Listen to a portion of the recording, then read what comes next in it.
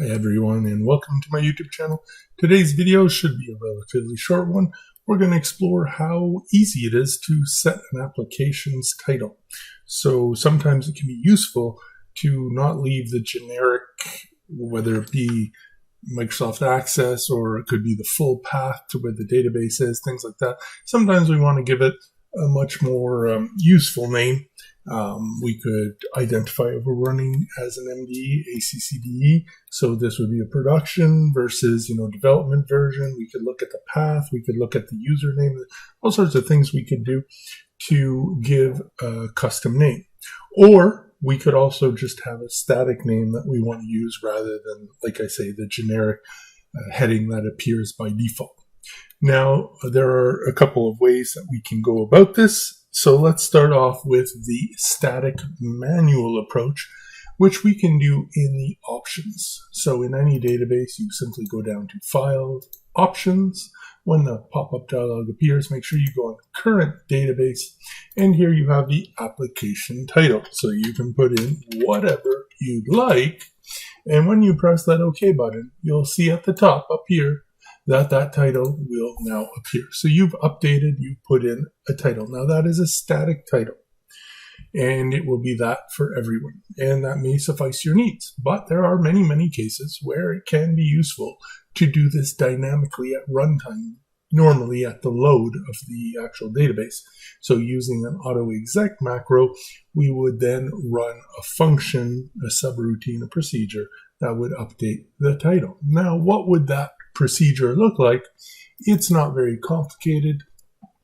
I have a helper function here for setting properties, database properties, and then I have my simple function that actually performs the update of that specific property.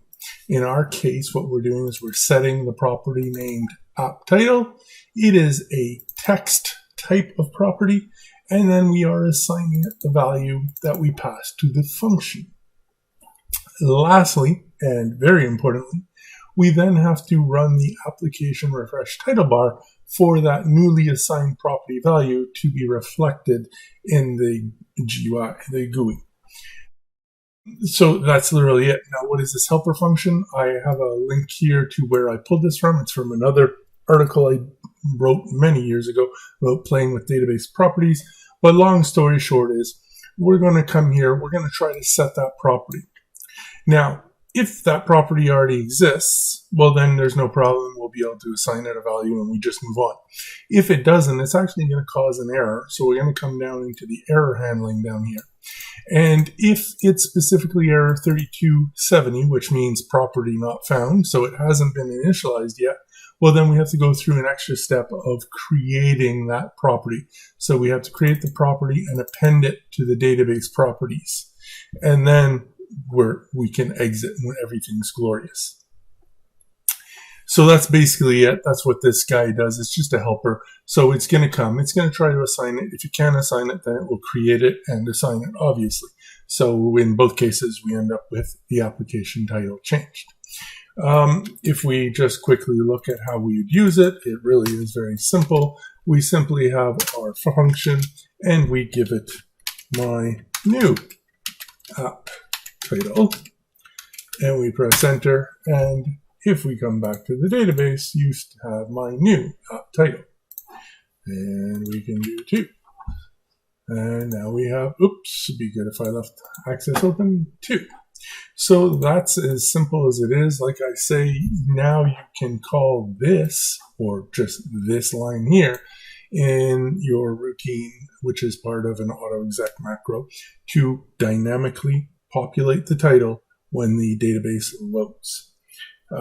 You can also make this part of a deployment routine in your development system. That's what I have in a lot of my cases in reality. So when I'm ready to release a new version of a database, I simply run a deployment routine, one of which will set the title of the database application.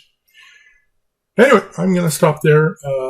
As you can see, 2 very simple ways. One is static. One allows you to dynamically change the title of any Access database to your heart's content.